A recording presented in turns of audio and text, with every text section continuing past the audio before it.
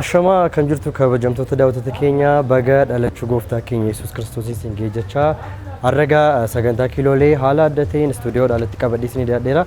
Sagantaan kun ayyaana kana sababeeffachuudhaan kan iddoo kanatti qopheessine akkuma argitan gaaddoo baay'ee bareedaaf miidhagaadha kan hin jiru. Iddoon kun naannoo Jamoo lakkoofsa lamatti argama. Hoteelli loojii kun Dibaabee jedhameedha kan beekamu. Isinis bakka jirtaniitti dhuftanii asitti bashannanu sagantaa asitti qopheeffachuu dandeessuun affeerraa koodha. Kanaaf mee kallattii maanama gara keessummoota kootti isin keessaa keessummooti kun adeegaa jiru.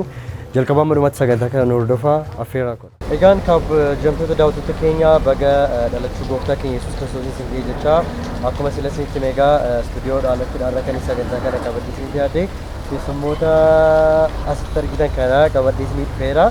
Keessummaan kun isin argitan obboleessa koo faarfataa Daawit Booruudha. Inni isin argitan obboleessa koo Muuziqeessa Minaaseedha. Akkasumas hojjettoonni yookiin immoo ogeessonni kaameeraa na wajjin jiran jiru. Hundi keenya asitti walitti qabamnee sagantaa kana isinii dhiyeessaa irraa isinis bakka teessa keessanii akkasiin sagantaa kana hordoftan affeerraa keenyadha. Mee kallattiimaan gara keessummoota kootti isin dabarsa. Deebi baga nagaan. Baga nagaan eebbisaa miyye. Itti aansuudhaan Minaasee baga nagaan.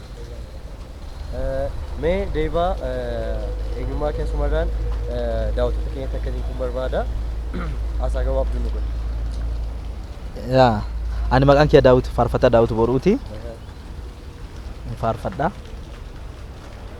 Haadha manaa qaba, ijoollee lama qaba. Kana Daawit Booruu. Daawit Booruun tajaajila jalqabee waldaan saayisaa magaalaa eessattidha kan inni jalqabe? Ani tajaajila kan jalqabe Gujitti dhaladhe. Achuma bakka itti dhaladhe naannoo magaalaa Bulee Horaa naannoo Galaana Meexxarrii jedhamu achitti gara gooftaatti amane. Tajaajila immoo kan jalqabe Bulee Horaa magaalumatti achuma guddadhe achuma baradhe waldaa Makaana Yesuus. Waldaa Makaana Yesuus achumatti tajaajila jalqabe. Eeyya. Achumatti waan hundumaa kan fite. Eeyya. Baay'ee namatti tola. Mee gara obboleessa kootti dabarsa Miina baga nagaan dhuftee. Baga nagaan dhuftee. Eenyummaa kee asumarraan daawwattoota keenya taasise. Maqaan koo Minaasee Barkeessaan jedhama. Magaalaa Naqamtee ittiin jalqabe tajaajila. Yeroo ammaa kana immoo hojii muuziqaa hojjedha, istuudiyoo keessaan hojjedha. Istuudiyoo kan mataa kootti jalqabee jira. Yaa. Istuudiyoo kee maal ture? Miinaa meedha. Miinaa miuzik istuudiyoodha. Dhiyooma ittiin jalqabe. Amma sarara jira. Baay'ee namatti tola. Egaa kabajamtoota daawwattoota keenya keessummoota keenya irraa muuziqeessaa fi faarfataadha. Isaan wajjin sagantaa kana kan qabadhiisanii dhiyaate ayyaana kana sababeeffachuudhaan isinis gaa sagantaa kana akkasiin hordoftan abdii guddaan qaba. Meegaa kallattiimaan gara gaaffolii kootiin darba. Gaaffoliin koo irraa ayyaana wajjinis wanta wal qabatan qabu, muuziqaa wajjin wanta wal qabatu qaba, faarfannaa wajjinis wanta wal qabatu qaba. Kana hunda isaa wajjin ilaallaa jechuudha. Sagantaa kana istuudiyoo alattidha kan isin qopheesse. Iddoon amma jiru kun hoteela loojii Dibaabeedha kan inni jedhamu. Hoteela baay'ee miidhagu, baay'ee namatti toludha. Gamanumaan immoo maanajarii hoteela kana baay'ee galateeffachuun barbaada. Baay'ee iddoo namatti toludha. Akkasiin dhuftanii iddoo kanatti bashannantan immoo affeerraa koodha. Meegaa kallattiimaan gara gaaffii kootiin darbaa jechuudha. Gaaffii koo jalqabaa deebiin hin gaafadha. Achumarraan obboleessi koo Minaasee na deebisaa jechuudha. Deebaa amma gaa guyyaan irraa guyyaatti ayyaana Qillee yookiin immoo dhalachuu gooftaa keenya Yesuus Kiristoos sababeeffanneetti ayyaaneffachaa jirudha. Mee kana wajjin wal qabsiisuudhaani dhalachuun gooftaa keenya Yesuus Kiristoos hundee kiristaanota tokko ta'ee utuu jiru garuu immoo haalli amma irra jiru kun akka amaleeffannaa wayiitti yookiin immoo akka aadaa wayiitti fudhatamee hundumtuu seermoonii mataa isaa yeroo itti gaggeessaa jirudha. Mee isa kana akkamitti ilaalta akka kiristaana tokkootti? Yaa kana durii jalqabe waan yeroo baay'ee keessa kiyyaan mormu ammallee aduu akkas hin taane jedhee waan fedhu gaafa ispeeshaalii kiristaanotaa fi kiristaanoti jireenyisha jiraatu malee wanti jedhame sanaa waan jedhamuuf waan dhaga'an aduu hin taane wanni sun jireenya waan ta'eef jiraachuutti amanaane waan isa dhugaa waan isa mul'atu tokkotti waan akkasitti amanaan. Kanaaf ani yeroo baay'ee nda'u gaafa ayyaana akkasii gaafa ayyaana du'a ka'uu ta'uu danda'a, ayyaana dhalachuu gooftaa keenya Yesuus Kiristoos ta'uu danda'a. gaafa ayyaana jijjiirama gaafa ta'uu danda'a.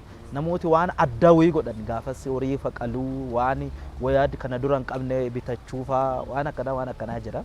Inni kuni barbaachisaadha gaariidha. Garuu wanti kuni adoo ati hin beekini waan ati waaqeffattu yookaan waan akka xaa'otii wayii akka namatti hin taane dhugichi wanti sun ta'eef dhokatee wanni sun hojii biraatiif akka oolle of eeggannaa godhuun barbaachisaadha kiristaanoti. Yeroo baay'ee ani dubbadha waan kana. Kanaaf gooftaan keenya Yesuus Kiristoos kan dhalatee fi namaaf waaqa wal dhabbii namaaf waaqa gidduu jiru araarsuudhaaf namoota walitti fiduudhaaf manni girgiddaa hammeenyaa yookaan dallaa hammeenyaa namaaf waaqa gidduutti ijaarame namootaaf namoota gidduu ijaarame isa kana diiguuf jigsuuf dhufe malee gooftaan keenya Yesuus kan nu dhalate malee nuti guyyaa kana waan keenya waan celebrate godhannuufi miti. Wayaa bitannee nyaata wanni godhannee dhugnee machoofnee maal akka jennuuf miti. Kanaaf wanti yaadamuu qabu hundee isaa maali? Wanti kun maaliif ta'ee jechuu jedhee yaaduu qaba malee kiristaanoti bakka ayyaana gooftaan keenya Yesuus Kiristoos dhalachuuf jedhaa kanaaf kana godhuun irra jira. Inni baay'een immoo gaafas dhugee machaa'uu fi hammeenya baay'ee xuraa'ummaa hedduu guyyaa itti tolchan guyyaa kana. Kanaaf kiristaanoti immoo an kiristaanaa wanti an godhuu qabu maal waan jedhu akka dubbii waaqaa jettutti buluun baay'ee barbaachisaadha jedhee yaada. Kanaaf tokkas ta'e gaariidha. Baay'ee namatti tola. Mee gaaffii makanaa obboleessituu Minaaseen akkuma sii galitti mee akkamitti hubattan immoo kana? Egaa deebiin waan baay'ee isaa deebiseera. Waan xiqqoo barbaadu baay'ee isaanii dubbateera waan ta'eef kanarra waan baay'ee ibsu hin qabu garuu waan jechuu barbaadu kanarratti dabalata akkuma dabalataatti. Ayyaanni kun ayyaanatti yeroo hundumaa waggaatti si'a takka eegnee yaadannee bakka akkuma inni sila jedhee celebrate goone darbu duwwaa sun ta'ine ayyaana nu yeroo hundumaa ayyaaneffachuu qabnudha. Gara yaada keenya keessatti keessa keenya keessatti yeroo hundumaa guyyaa hundumaa guyyaa nu yaadachuu qabnudha. Guyyaan kuni guyyaatti waggaatti si'a tokko duwwaa yaadannee kabajnee darbuu qabnu duwwaa miti. Akkuma inni sila jedhee gooftaa Yesuus Kiristoos kan inni gara biyya lafaa kanatti kan inni dhufe nuuf waaqa gidduutti walitti bu'iinsa jiru yookaan lola jiru sana hambisuudhaaf dhufe amma ta'etti yeroo hundumaa kiristaanaa amma taanee jirutti waggaatti si'a tokko duwwaa hin ta'in yeroo hundumaa bara jiraannu keessatti iddoo hundumaatti yaadachaa deddeebi'uu qabnaa jedha. Sababiin isaa waaqayyo kan inni dhalate akka nuni seermoonii wayii goonee kabajnee dabarsinuuf miti akka nuni itti jiraannuufidha. Akka nuti itti jiraannu. Kiristoos dhufee nuuf du'ee nuuf dhalachuu inni jedhamu kun hundumtuu ayyaana wayii akka nuni nuuf miti. Namooti baay'ee garuu akkasitti kan isaan fudhatanii kanaaf dhalachuu isaa kana jireenya goonee ittiin haa jiraannu. Akkas. Kana dhaamsi isaanii. Meeqa yaaduma kana keessaa tun bahini itti dabaltee akka itti deebistu kan hin barbaadu deeboo. Yeroo baay'ee amma yeroo kana aadaa fi amantiin yookiin aadaa fi amantiin yeroo inni wal keessa galee itti ilaalamaa jirudha kan jiru amma yeroo kana meesa kana akkamitti ilaaltani? Kuni sila dubbadhee ture. Gooftaan keenya Yesuus gooftaa jaalalaati. Nu jaalatee akkanumaan ilma isaa tokkocha bifa waaqummaa otoo qabu bifa namaa uffatee isaayyuu immoo iddoon taanetti gooftaa Yesuus dhalachuun kan irraa eeggamee fi gadi bu'ee nu wajjin nu fakkaachuuf jechuudha. Salphatee nu kabajuuf jechuudha. Gooftaa aadaa namaatti bu'uu miti. Gooftaa mirga namaa jeequu miti. Gooftaa mirga namaa dhiibuu miti. Inni nu waaqa abbaa jaalalaati waan ta'eef mirga namaa kan dhiibu seexana. Wanni beekamuu qabu garuu ati mirga siif kennametti irkatte mirga siif waaqayyo abbaan siif kennetti sababa godhatte dhimma wanni sun ta'eefi waan biraatii oolchuun immoo waaqa walitti nama buusa. Gooftaa Yesuus eenyummaa ofii kan gadi qabee mirga kiyya kan dhiibinii fi an akka mirga isaa dhiibuuf miti. Akka isa sodaadhuuf akka isa kabajuuf ati yoo na jaalatte alle si jaaladha. Yoo ati na kabajite alle si kabaja. Oduu nan kabajin kabajan irraa eeguun hin barbaachisu. Akkasumatti Gooftaa Yesuus wanti inni gadi bu'ee eenyummaa keenya aadaa keenya akka keenya nu waliin nyaatee dhugee aadaa keenyaa amma saba hawaasa Israa'elootaa gidduutti kan dhalate achi akka saba sanii dubbatee akka saba sanii nyaatee akkana jechuun dubbii waaqaati gara saba isaa dhufee hin fudhanne immoo jedha. ወደ ገዛ ወገኖቹ መጣ ፍደነ ወራ ፍደተኔፍ ሞየድ ከናፍ አርግቴ ዋን ኦፍ ገዲ ቡሴ ዱፌፊ ገቲ ዳቤሰ ጀቹ ዳሚት ከናፍ አማ ወኒ ነሚ irratti of dagannaan guddaan jiru maani aadaa kiyyalle rakkina kiyyalle cubbuu kiyyalle maanii kiyyalle walumaan ne jaalata nutti fakkaata aadaa kenna aadaa waaqummaa isaa dhiibu aadaa argite ana malee waan biraa na cina ani waaqeffatini jedha saba kiyyatti naa himi Muuseedhaan kan Waaqayyo jedhe Waaqayyo bira aadaallee haa ta'u wanta kamiyyuu wanni waaqa fakkaatu wanni eenyummaa waaqaa bakka bu'uu danda'u kamiyyuu kiristaanoti balaaleffachuun irra jiraata akkana ta'uu jechuun waan sila waan kana godhu jirruunuu walti bu'aa jirra jechuudha balleessaa jirra jechuudha kanaaf aadaan hammeenyaan qabu aadaa gooftaan keenya Yesuus Kiristoos iyyuu ittiin buune aadaan immoo Kiristoos ka fakkaatu ka eenyummaa Kiristoos tuqu itti yaadamuu qaba kun namootaaf hin gala jedhee yaada amma fakkeenya akkuma sila kaasee dubbadhe aadaani gaafa guyyaan kun dhalate waaqummaan Kiristoos sila akka jedhe namaaf waaqa gidduu wal dhabdee jirtu namootaaf nama gidduu wal jibbaaf wal dhiibbaa jirtu isa kana cabsuudhaaf balleessee namoota tokko waaqa wal namoota akka wal arganu direct namni akka walitti araaramuuf inni kun kan ta'e malee isa kana sababeeffannee waan waaqummaa Yesuus golgu yookaan waan eenyummaa waaqummaa isaa dhoksa cinaatti qabannee itti fayyadamuu jechuun waaqa walitti waaqa as deemu nuti as deemuu jirra jechuudha kanaaf of eeggannaa guddaa godhuun barbaachisaadha kiristaanoti maaliif ta'ee dubbii waaqaa waan kana irratti maal jedhaa na deeggaramu nan deeggaru awwaan jaaladhu fadan ta'ini wanni sun dubbii waaqaatii wal fakkaatama waliin fakkaatu waan jedhu wal simsiisee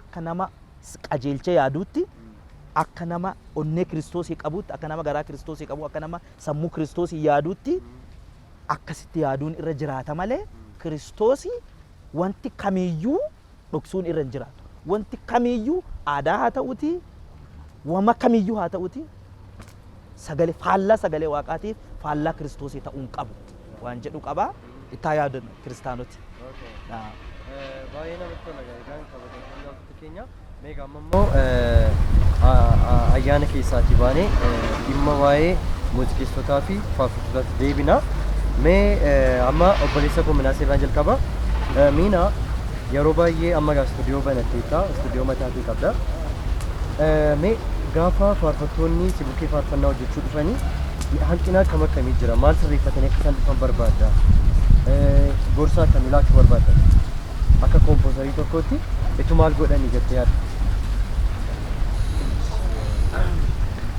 yeroo baay'ee egaa amma gidduu kanatti iyyuu namni ta'e tokko feesbuukii irratti waa'ee faarfannaa waa'ee wanta akkasii hojii wal qabatu namni ta'e yaada koo guutummaa isaatti achirratti akka waan itti himetti iyyuu anatutti himee amman jedhutti iyyuu wanta baay'ee naanna gammachiisee wayii tokko gidduu kana sheerii godheen ture እና achirratti wanta caccaqafamanii jiranii keessaa isaanuma keessaanis hima jechuun barreeffamicha irraa fudheetu hin ta'e siluma isaa yaada koo keessa wanta jirudha inni tokkoffaan isa waa'ee istuudiyoo dhufuu duwwaatu hin ta'e bakkee mayyuu faarfannaa gaafa hojjetanii amma viidiyoo amma si'ana hojjetamaa jiru faarfannoota kiliipoota hojjetamaa jiran yoo ilaalle gaarii miti barbaachisaa miti jechuu kotu hin ta'e moor kan inni fookasii godhamee hojjetamaa jiru aartii isaa irrattidha gara aartiitti adalla sanaatti intinicha ilaaltu caalaatti faarfannichatti sadaggeeffattee jireenya keetti fiddee ittiin eebbifamtu caalaatti aartii achirra jirutu caalee argama yeroo baay'ee karaa viidiyoodhaan yoo si dhufee jechuudha. Na wantoota sana moor aartii sanarraa tu itti yaadamee baay'eema bakka baay'eema tu waxaas hin jedhin tu baay'ee waama keessa baastu hin ta'ini waama qalal waama salphaama ta'e tokko fayyadamanii ma waan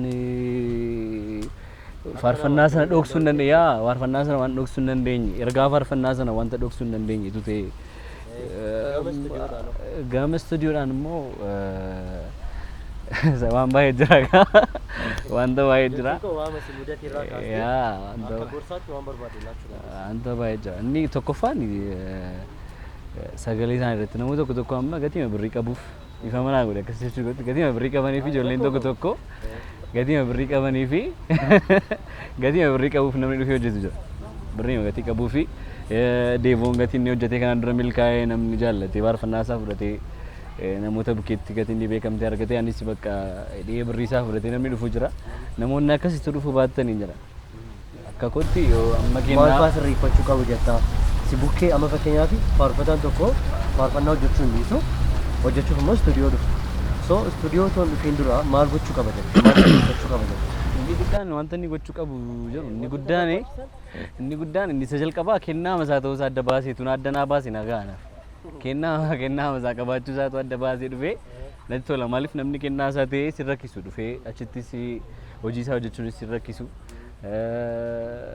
sagaleen isaas ergaa inni faarfannaa sana keessa qabatee dhufuusi waan ergaa guutuu ta'uu qaba tokkoffaan kennaa isaa ta'uu isaa adda baafateetu dhufee jira lammaffaa immoo gaafuma sagalee nama tokko nama cima isaa gaafuma inni haasoo iyyuu namni jeequ jira namootuma ittiin faarfachuumaaf hin ta'an wanti kun immoo wanta waaqayyoof dhiyaatudha aarsaa waaqayyoof dhiyeessinudha waan ta'eef wanta bareedaa ta'uu qaba waan ta'eef amma danda'ame sagalee isaa irratti hojjetanii amma danda'ame yeedaloo hojjetanii sana sirriitti ilaalanii biitii irratti hojjechuu qabanii gatii namni tokko biitii tokkoon hojjetee fi innis dhufee anis kanuma irraan hojjedha jechuudha taa'ee ergaa sana wajjin amma faarfannaa qalbii jijjiirannaa akka cikcikaatti akka shawaafaatti namni siif fidee dhufu jira wantichi qalbii jijjiirannaa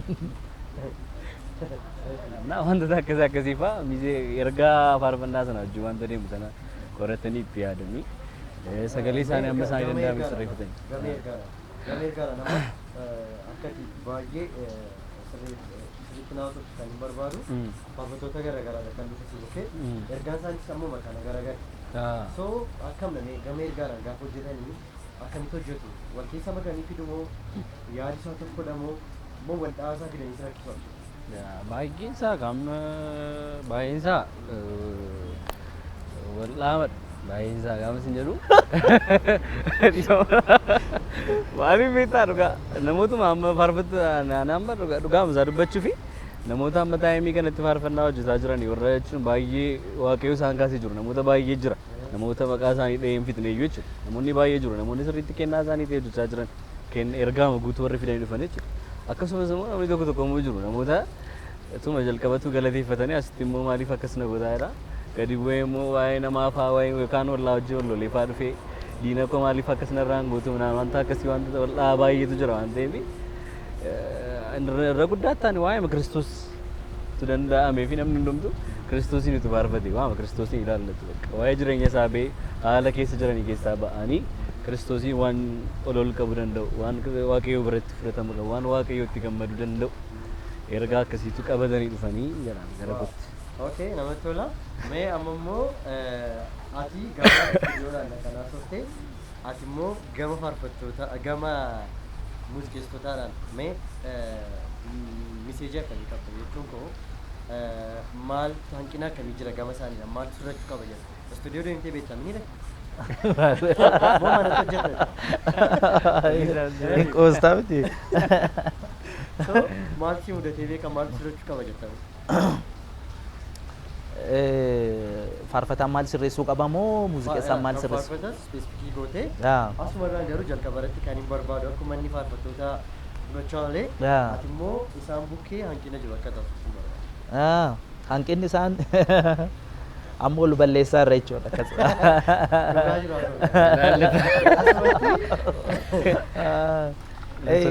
Maal seetaa?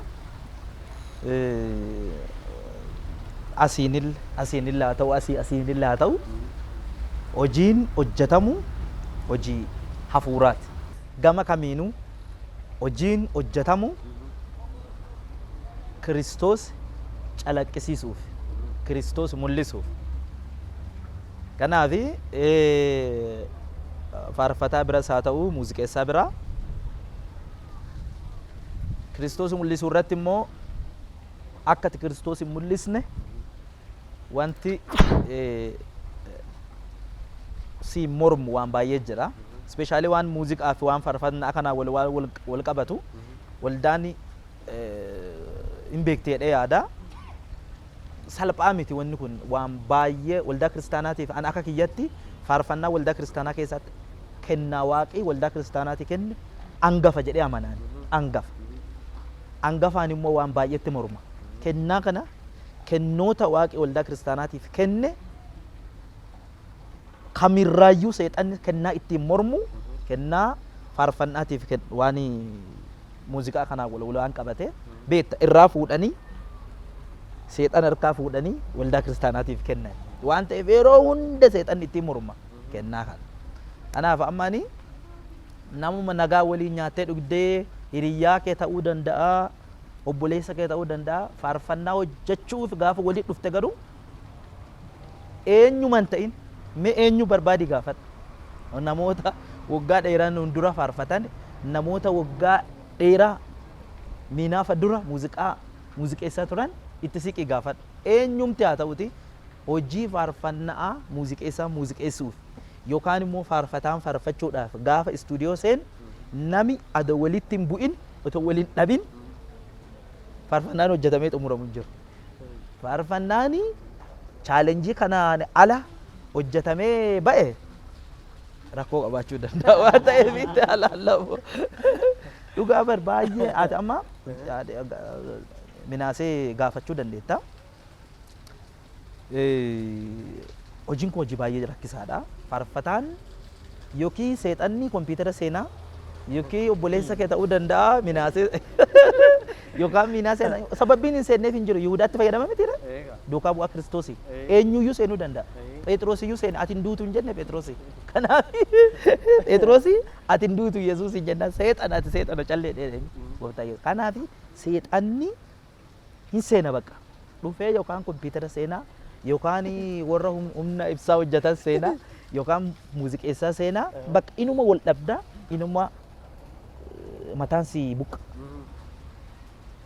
Kanaaf jalqaba wanni ani namuu angafa waldaa kiristaanaatiif kennaa waldaa kiristaanaatiif kennameef angafa waan ta'eef seexan itti morma waan jedheef namni marti kana beekuu qaba. Isa kana giddu gala godhatee muuziqeessaanis faarfataanis gaafa hojii kana hojjetu itti amanee itti seenuun irra jiraata.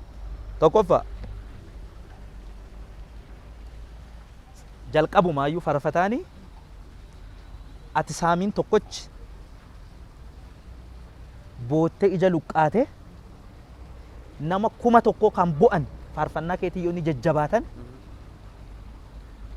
inni guddaan Kiristoos irraa barbaadu kana. Ati dhabdee vaayirasiitti garaa kompiitara keetis jalaa balleessee maal godhee faarfannaan hojjetamee istuudiyoo keetii ba'e sun namoota baay'ee impaakti godhee namooti baay'een ittiin jijjiiramanii namooti baay'ee muuziqaan baay'isa wayi waan akka sanyii wayiiti facaastee amma mul'achuu dhabuu danda'a. Boori iftaan torbeen tokko booda waggaan booda minaamin akkasi biqila. Gurra namaa seenee otoo hin jaalatin dhagaa nami. Wanni sun immoo jireenya waan ta'eef guyyaa wayiin biqila nama keessa. Jireenya waan ta'eef latee ija godhatee nama san mootummaa dukkanaa keessa gara mootummaa ifaatti harkisee fiduu danda'a.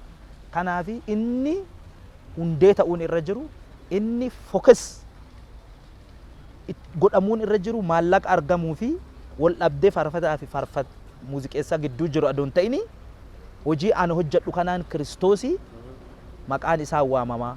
Namooti dukkana keessaa gara ifaatti dhufuu hin danda'a. Si'ool irraa gara mootummaa bara baraatti dhufuu hin danda'a. Mootiiviin isa kana ta'uu qaba.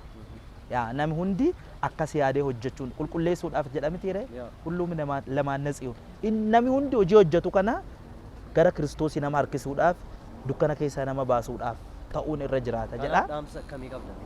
Isaanii fi muuziqeessitootaaf akkuma isaan sila faarfattootaaf dhaamsa kennan ati immoo isaaniif dhaamsa akkamii qabda? Wal dhabdeen fakkeenyaa fi muuziqeessaan yeroo baay'ee sa'aatii 5 kootu sin jedhe torbeen dhufu sa'aatii 12tti si argachuu danda'a. Faarfataa argachuu danda'a. Boru ganam dhugaa waaqa sin jedhe kuna sa'aatii 4 kootu sin jedhe sa'aatii 4 boru dhuftee iftaan ooltee torbee isaa immoo sa'aatii 8tti argata. Kana ni amana dhugeeffadha. Wanni kun kennaa nama fayyisu waan ta'eef si olirraa nama baraaru waan ta'eef challenge godha. Amma muuziqeessaa yeroo dhiyeenya kana maatti na mudate seeta. Gurbaa hiriyaa kiyyaa tokkotti natti hime maqaa isaan dha'u faarfataadha. Istuudiyoo taa'ee muuziqaa hojjechuun si nuffisiisa beektaa? Hojjetee bakka deemee raadiyoo hojjechuun irra jira jedhee istuudiyoo cufee mucaadhaan kottu jedhee bilbila irraan kaasu. Ay bakka jedhee bilbila cufatee raadiyoo hojjedhee dhaaba'ee raadii onni godhe. Gaafa jedhu gurbaani faarfataa isaa bilbilee dadhabee galatoomayya.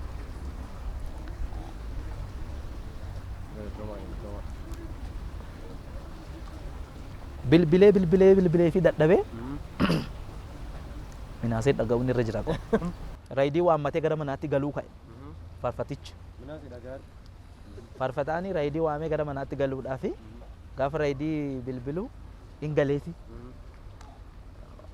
Jala kaasee silkeen raadii ittiin hojjetuu fi silkeen faarfattoota ittiin inni faarfattoota waliin kominikeetii godhu kan biraati. Gaafa bilbilicha kaasu faarfataadha laga. Halloo eessa jirta jennaan kunoo asii akkas bakka akkana jennaan ummaa kinaadhaan dhabbate. Lakke gurbaa faarfaticha fuudhuudhaaf gaafa dhufu mucaan faarfataadha. Gaafa argu faarfataa ta'uu isaa argitan makiinaadhaan dhabbate. Kun hojiin jara kana akkana. Kana waan ta'eef. Amma raayidiin sababa taate malee waan raayidii fakkaatu waan baay'ee jira waan ta'eef. Kanaaf adaraa keessan nun sobinaa bor jettanii torbeen dhufutti faarfataa bor kotteettanii beellamtanii ji'a dhufuun argina. Boree jettanii wal simsiisa akkuma gootan godhaati. Sa'aatii 4 yoo beellamtan sa'aatii 8tti argaa. Aha gootan godhaati. Ofii keessan dhiphitanii nun dhiphisinaa adaraa keessan. Baay'ee namatti tola. Egaan kabajamtoota daawwattoota keenya otuma haasofnu uffata nama uffadhee jiru kana uffata aadaa kan faayitee akkan uffadhee dhufu ispoonsariin haa taatee mana uffata aadaa kan seenaa diizaayiningiidha. Peejii ishee kan seenaa kiloozing yoo jettan argachuu dandeessu, onlaayiniidhaan bitachuu dandeessu. Kanaaf kontaaktii godhaatii argadhaan isiniin jedhame gara gaaffii kootti hin deebi'a. Gaaffii koo inni itti aanu waa'ee tokkummaa faarfattoota keenyaa, tajaajiltoota keenyaa irra caalaa isaa muuziqeessitoota afaan Oromoo fi faarfattoota afaan Oromoo gidduutti jiru. Tokkummaan isaanii badaa yeroo isaan wal argan, yeroo isaan tokko ta'an, yeroo isaan wal gargaaran, yeroo isaan bukkee walii dhaabbatan hin arginu. Isa kana mee akkamitti taajjabde maal jetta waa'ee kana? Ofii jettu mi'aayi jedhani bishaanii soogidda bishaaniin naqe. Nami tokkummaan baay'ee gaariidha. Qubi kun tokko fuula dhiquudha Oromoon. Akkasii walitti yoo deebi'ee bareedina qabaata. Hojii hojjechuu danda'a tokko yoo ta'e. Waltumsuuni waliif yaaduun baay'ee barbaachisaadha. Waan kana adoo kaasuu baatte gaariidha. Because waggaa irraa gara waggaa 10 dura dhimma namoota walitti fiduu muuziqeessaa fi faarfattoota akka walitti dhufanii waliin hojjetan namooti baay'ee yaalee jira. Karaa gara garaatiin yaalamee jira. Ammoo waan midhaaguu qabutti jira dursa. Wanni sun yoo midhaage walitti fiduun tokko taasisuuni nama rakkisu. Gaaffii na gaafatteef immoo waloodhaan hojiin kun hojii lubbuuti, hojii jireenyaati. Gaaffii hin qabu kun tokko ta'uu qaba, namni wal dhaga'uu qaba, wal kabajuu qaba. Yoo akkas ta'e malee yoo ati na jaalatte natti dhiyaatte nami alaa na argu fagoo na argu na sodaata. kophaa yoo an ta'e immoo si'ina waliin jirtuuf akka namni itti na laaluu fi anaa kophaa jiru akki namni itti na laalu garagara. Kanaaf akkanumattuu kun waan ifa namni wanni jedhu tilmaamuu danda'a. Ammoo garuu hin danda'amne walitti finna jedhanii yeroo baay'ee ijoollee faarfattootaa yeroo baay'ee yaalamee jira. Waaqayyo nu haa gargaaru kana booda hin eega wanni gaariin akka inni ta'u kun gaaffii hin qabu Saamiyya. Mee gaaffii makana miina akka keetti faarfattoonnii fi muuziqeessonni afaan Oromoo walitti dhufeenyi isaanii akka amma argaa kanatti wanti amma kanatti baay'ee nama gammachiisu jiru. Maal ta'uu qaba jettanii gama keenya? Kun filannoo wanta qabu natti fakkaatan akka kootti. Waan tokko ta'u akkuma deemuun sila jedhee waan filannoo keessa galutu hin ta'e yoo danda'ame wanta baay'eedhaaf gaariidha. Yeroo gaddaattis yeroo gammachuuttis yeroo ammoo yeroo nagaatti iyyuu immoo wal arganii waliif kadhachuu wal jajjabeessuun barbaachisaadha waan ta'eef akka kootti waan tokkummaa faarfattootaaf muuziqeessitoota gidduu qabaachuu qabamu jiraachuu hin qabu wanta jedhu kuni akka filannootti dhiyaachuu qabatu hin ta'in dirqama faarfattoonnii fi muuziqeessitoonni tokkummaa qabaachuu qabu jedha akka dirqamaatti akka filannootti miti kun dirqamadha waan ta'eef yoo danda'ame qaamni jara kana lamaan muuziqeessitootaa fi faarfattoota iddoo tokkotti walitti qabee akka isaan walii wajjin waaqeffatan akka isaan walii wajjin yeroo dabarsanii godhu jiraate gaariidha. Gaaffii daawwattoota keenya namoota baay'eedha kuni maaliif kan faarfattoonni keenya waliin agarree maaliif tokkummaa hin qabanii maaliif wal duukaa waan tokkoon hojjetanii humna waliif ta'uu qabu wal gargaaruu qabu rakkinni hundumtuu kan inni furamuu danda'u tokkummaadhaan agaraniidha kanaa isaanii. Anis gama kanaan akka faarfataa tokkootti maal jechuun barbaada faarfattoonni keenyas taane tajaajiltoonni gama kamiin jirtan tokkummaan ala wanti nu barbaachisu tokko illee hin jiru tokko taanii jira taanaan wal gargaara taanaan rakkinni deeboo anaan na ilaallata taanaan rakkinni miinaa anaan na ilaallata taanaan rakkinni koo isaan lamman ilaallata jechuudha. Kanaaf wal bukkee dhaabbannu walaa gargaarru walii faayaannu jechuun ergaa koodha. Meetu kana keessaan bahee miinaa haala amma muuziqeessaa fi faarfataan afaan Oromoo hojiin nun amma hojjechaa jirru muuziqaan nun amma hojjechaa jirru faarfannaan amma hojjechaa jirru amma nurraa eegamu amma taalentii keenya amma dandeettii keenya wanta nurraa eegamu hojjechaa jirra jettee yaadda moo kana caalaa wanti baay'ee nurraa eegamu jira jettee yaadda? Dhugaa dubbachuuf egaa akka kootti kan nama kan biraan beeku akka kootti garuu ofii koorraa yoon jalqabe waan amma hojjechaa jiru gaadha jedhee yaadu. Gaafa jalqabu muuziqaan bareera jettee waan ati bakka gaadhaan muuziqeessaa gaadha jettee waan ati teessu miti. Muuziqaan yeroodha gara yerootti amma gaafa lubbuudhaan lafa kanarra jirtu amma hojii kana keessa jirtutti waan abdeetii of gochuu qabda yeroo yerootti of guddisuu qabda itti of guddisaa deemta ofii keetti itti dhiyaattee ofii kee hojiin yeroo laattee fi wanti sun hojii keedha wanti sun tajaajila keedha jireenya keedha amma ta'etti itti of guddisaa man deemaa gara fuulduraatti jedhee man hojjechaa jira malee amma sa'aatii kanatti waan hojjechaa jiru kun ga'aadha baay'een perfektidha jedhee yaadu akka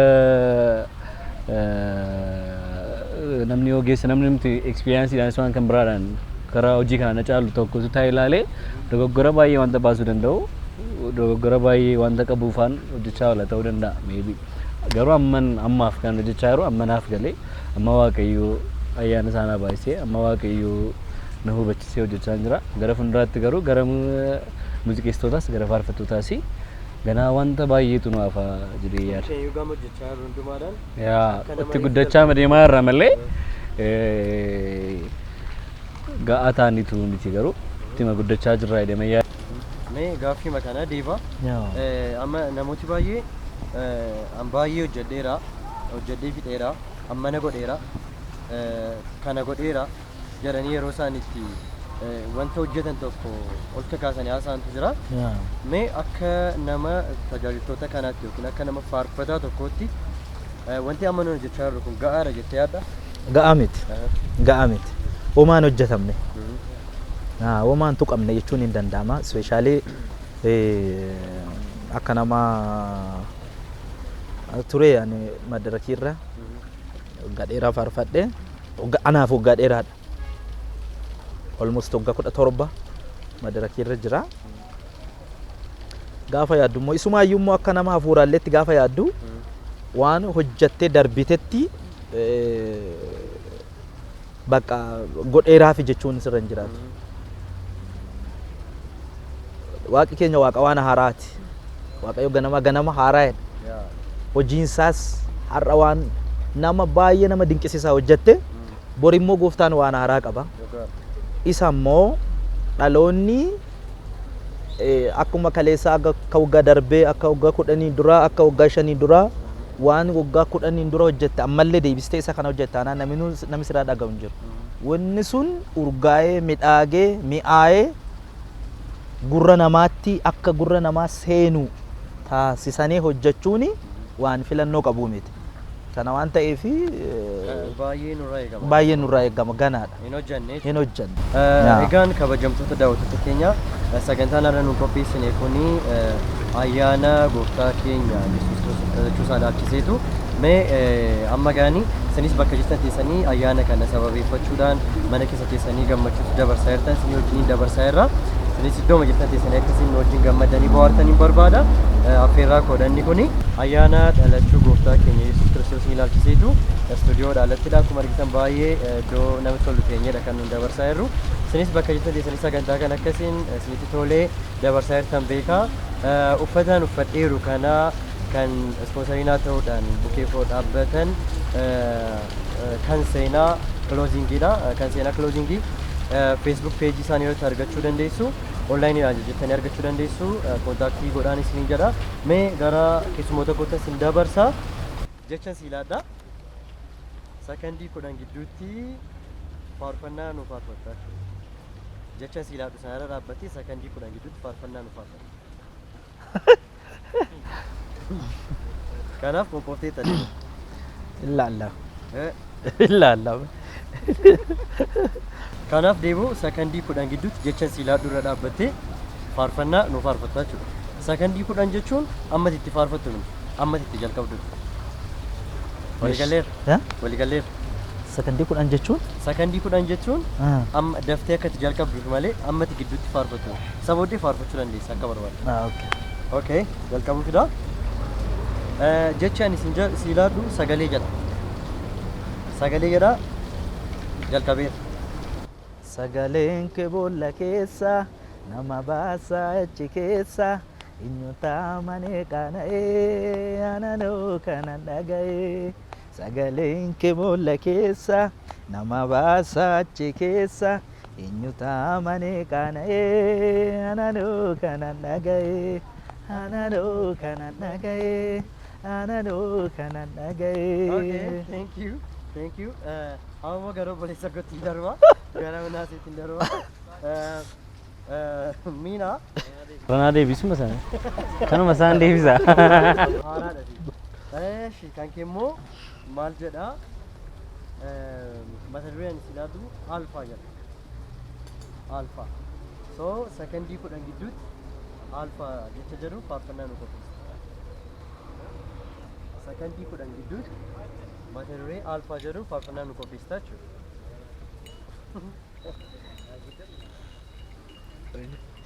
Buna harkattaa qabatoote. Akkuma inni qabate santi gaafadhamu. Buna qabateetta. Alfaa Omeegaa kan jiru faarfannaan tokko jira garuu faarfannicha hin beeku sirriitti. Faarfannicha hin beeku sirriitti dhugaa. Amma gaafas na jira waan goonu kan. Kanaaf Eshi faarfannicha itti maa kanan faarfadha rakkoon qaba. Faarfannicha isinitti himan. jalqabeera. Alfaa.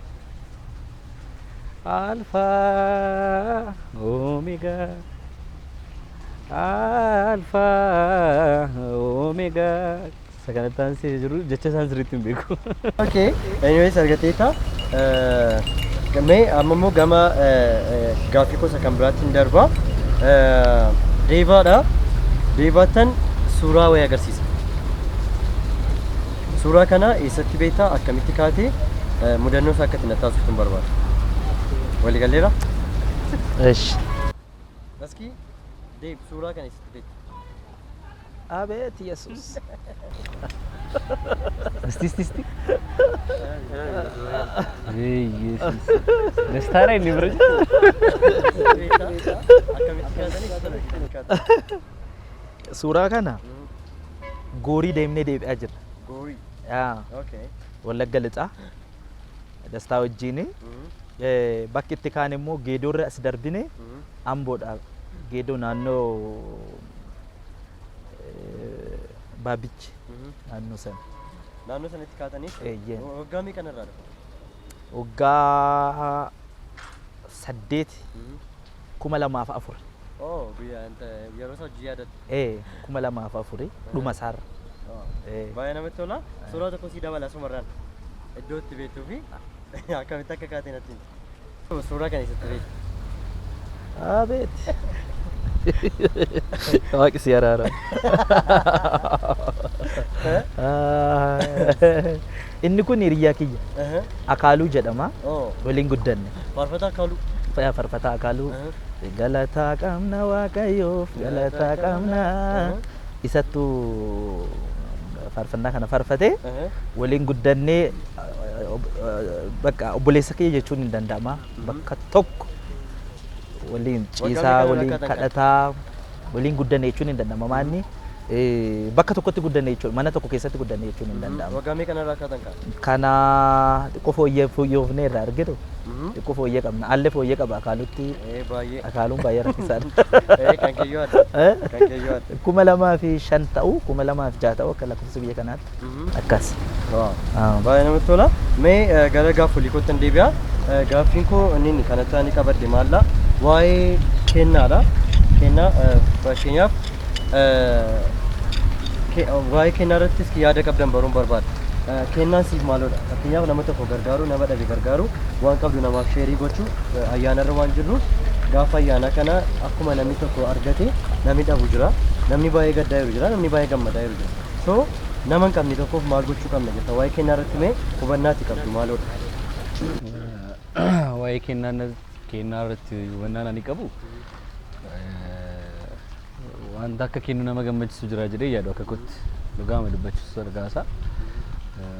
Waan qaban irraa nama hin qabne tokkoo fi nama sana gargaartee nama sana bira dhaabbattee namni sun yeroo inni kolfu ilaaluu caalaa wanti nama gammachiisu hin jiru waan ta'eef yooma kennaa immoo gaafatti laattu immoo baay'ee nama sooreessa nama badhaadhaa taate laattaatu hin ta'in waama qabdurraa keessa keedhaa wanta madduudha kennaani.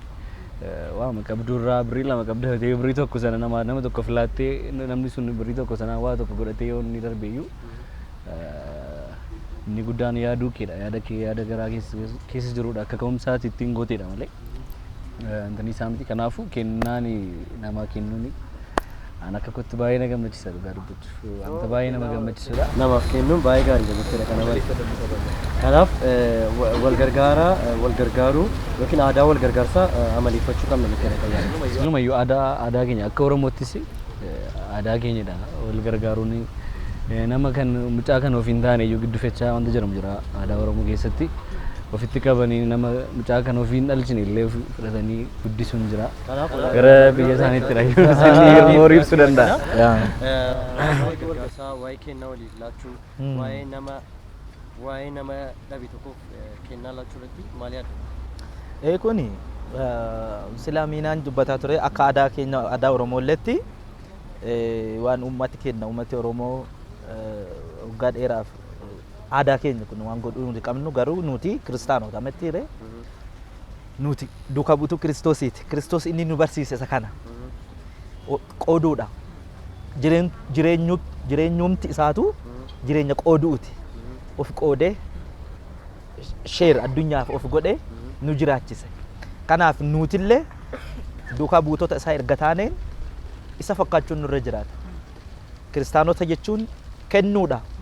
Afaan gabaaba'anii kenna in argattu jedha mitiire. Fudhachuumaafuyyuu aadaan fudhachuu kennuudha. Kiristaanoti isa kana beekuun irra jiraata. Kiristaanoti isa kana beekuun qabu hundi isaanii ayyaana kana sababeeffatanii biyyi keenya yeroo ammaa kana uummati keenya rakkina garaa garaa keessa jira. Waan nuti nyaannee bullee fi kan biraa immoo kan nyaatee hin bullee kan iddoo rafuu ciisu hin qabne mana isaarraa buqqee iddoo garaa garaatti gidiraa baay'ee argaa jira. Wal haa yaadannuu wal haa gargaarru kun guyyaa kana sababeeffachuudhaaf guyyaan kun guyyaa Yesuus Kiristoos biyya lafaatiif jedhee ajajamee dhufee of kenne waan ta'eef guyyaa kanatti hundi keenya jenne waan qabnurraa namoota biraatiif guyyaa nuti qoon hunda kennaaf haa ta'u kan akkasiin gootan mee itti gaaffii kana keessaan bahini akkati wanti gabaabsitee naa deebistuun barbaada ayyaanni kun ayyaana gaafa jedhamu ayyaanni gaarummaa fidee dhufu hammina fidee dhufu qaba jettee yaadda? Ganama jalqaba gaafa haasaa kana jala qabnu kaasnee dubbannee jirra. Ayyaanichi sababa inni ta'eefitti jira. Sababa inni ayyaaneffatamuuf irraa adda ba'e irraa dogoggoraan yoo wanti biraa irratti ayyaaneffatamu yoo ta'e karaa biraa qabata jechuudha. Kanaaf ontiraasa hundee isaa beeku maaliif ayyaaneffatama ayyaanni kun waan jedhu baay'ee. Kanaaf ayyaanni tokko gaafa kabajamu miidhaas gaarummaas waan qabuufi kaayyoo isaa barree itti fayyadamnuuni ergateen. Amma kallattii mangara tapha gabaabduu tokkotti isin dabarsa. Taphni kun maalidha?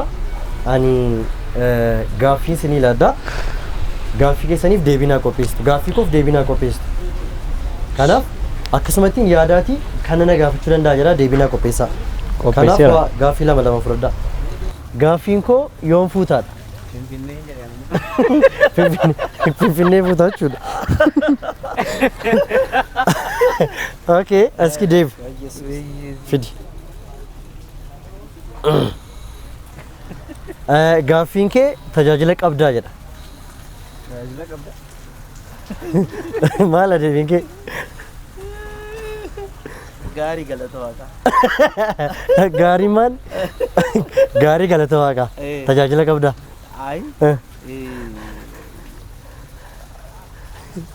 Tajaajila qabdaa. Okay. Okay. Gaarii galata waaqa. Haa ta'u fidi. Okay. Qophiin ayyaana akkamii? Maal jedha? Lucky jedhe. Nothing. Deebii kee dhabi natti. Lucky. Okay. Gara deebiitti deebi'a. Aski deebi. Okay. Gaaffiin kee maal nyaatte? Jira. Maal nagarreedha? Maal nagar? Baay'ee nama. Haaraan jira. Jettu natti fakkaate. Maal nyaattee sin jedhe garuu jira nyaatteeti. Kabajamtoota daawwattoota keenya sagantaan irraa kana fakkaata ture qophiin keenya irraa baay'ee sagantaa baay'ee itti bohaaraa jirtan akka ta'e abdii guddaan qaba.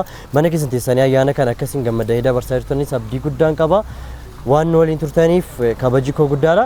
Sagantaan kun gaa iddoon itti qophaa'e akkuma sila isinitti himaa ture hoteela loojii Dibaabeedha. Naannoo Jamoo lamatti argama. Kanaaf akkasiin dhuftanii daawwatan gamanumaan isin affeera. Uffata kana akkan uffadhi faayamees ta'u kan nagoote obboleettii keenya kan seenaa closingidha. Kana peejii irratti argachuu dandeessu.